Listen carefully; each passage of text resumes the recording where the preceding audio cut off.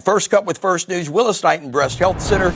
Portico is where we are, 7845 Uri Drive. October is Breast Cancer Awareness Month, and to talk to us a little bit about that is Julie Cupp. She is a medical doctor and breast surgical oncologist. And Julie, welcome. Thanks for being with us this morning. We appreciate you being here. All right, so let's get to it. The importance of screening, early detection.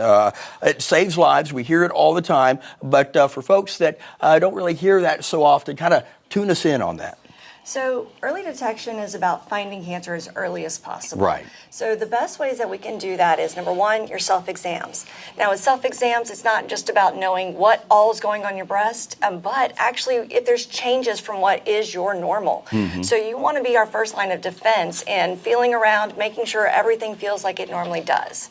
Next is around age 40 for people who are average risk to start their mammograms once a year.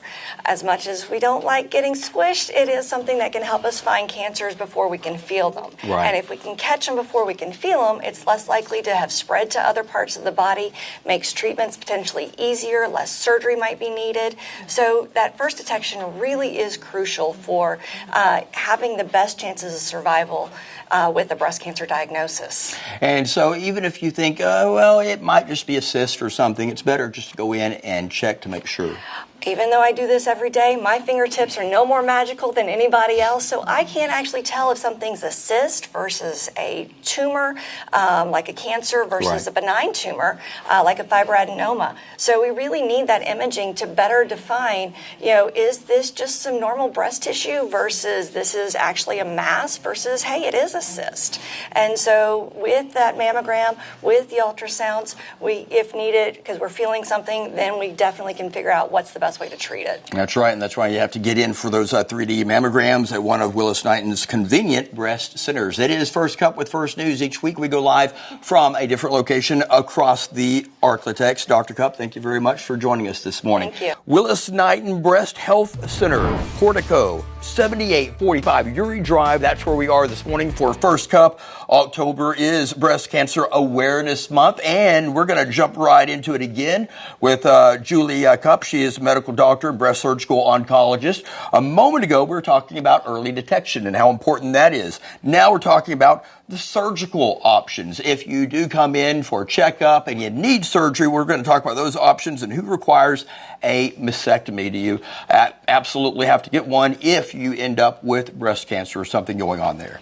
So when we look at breast cancer and what we need to do for surgery, it's really about how big is the tumor versus how big is the breast. So if we have a large tumor, it's hard to be able to have a normal looking breast afterwards. Okay. Or if we have cancers that's in multiple areas through the breast, then it would necessitate a mastectomy. We've known since the 70s, though, that a mastectomy does not improve survival. So a lumpectomy, which is what we call breast conservation, is where we do just removing the tumor with some normal tissue around it and leave the rest of the breast behind. And so in that scenario, combined with radiation, we have the same level of control for local recurrence risk as doing a mastectomy. So the knee-jerk reaction that a lot of people have is, I need a mastectomy if I have breast cancer, really isn't true in most cases. Now, a lot of people still choose to have mastectomies, one, because they may wish to avoid radiation, Right. Two, because of other concerns, such as future cancer happening in the remaining breast tissue. Mastectomies can add some risk reduction, especially in people who have certain genetic mutations, but the risk reduction that we have for most people who opt to do like a bilateral mastectomy is really not as much as most people are giving it credit for. All right. Well, Dr. Cupp, we'll be chatting with you again a little bit later. Thank you very much for joining us again this early morning hour with First Cupp. Willis Knighton Breast Health Center, Portico is where we are, 7845 Uri Drive. October is Breast Cancer Awareness Month, folks. And joining me right now, we've got Dr. Mary Nordberg. She is a PhD genetics educator at Willis Knighton Cancer Center. Welcome. Thanks for joining us this morning, Dr. Nordberg. All right. So, number one, we're going to talk a little bit about hereditary breast cancer, and is it different from other forms of breast cancer? Because nowadays you can get tested for genetic this, genetic that, and the same goes for breast cancer or any cancers, I guess. So breast cancer is breast cancer, whether it's hereditary or whether it's sporadic. So what the difference is, though, is how it presents. So if you are diagnosed and you have a lump and they do a biopsy for breast cancer, they can't tell by looking at it if it's hereditary or not. What is different about it is how it presents and then the downstream effects. So early age, multiple cancers, multiple family members. There are certain histology or cellular characteristics of a cancer that make it, quote, hereditary versus not. The difference is really identifying those patients early that have hereditary cancer and then what you do about it after the fact. And I guess the benefits of being checked or having genetic testing done for breast cancer is you could find out way before you even if you come down with symptoms of cancer. True. If you have a strong family history. So again, all cancer is genetic, but not all cancer is inherited. Right. However, there are families that have predisposition genes that predisposition you to having cancer. So if I am 30 years old and I don't have cancer, but my family carries one of these genes, I'm at risk for having that. So if I'm tested and do the genetic testing and I learn that I'm a carrier of one of those genes, you get out in front of it a little bit and you can do all the preventive things that normally you wouldn't do until you have cancer. So that's the purpose of genetic testing, to identify people and then care and manage them clinically according to their risk. Early detection is the key, as they always say. And Dr. Norberg, we appreciate it. We'll be talking to you again. Willis Knighton Breast Health Center, Portico, 7845 Uri Drive is where we are this morning. October is Breast Cancer Awareness Month. Perfect time to schedule your 3D mammogram at one of Willis Knighton's convenient breast centers. And we have been talking this morning to Dr. Norberg and genetic testing. And this morning, we're going to cover one more topic with you, Dr. Nordberg, and you can also see these coming up on our KBS3 Facebook Live right after the newscast, sometime shortly after 7 a.m.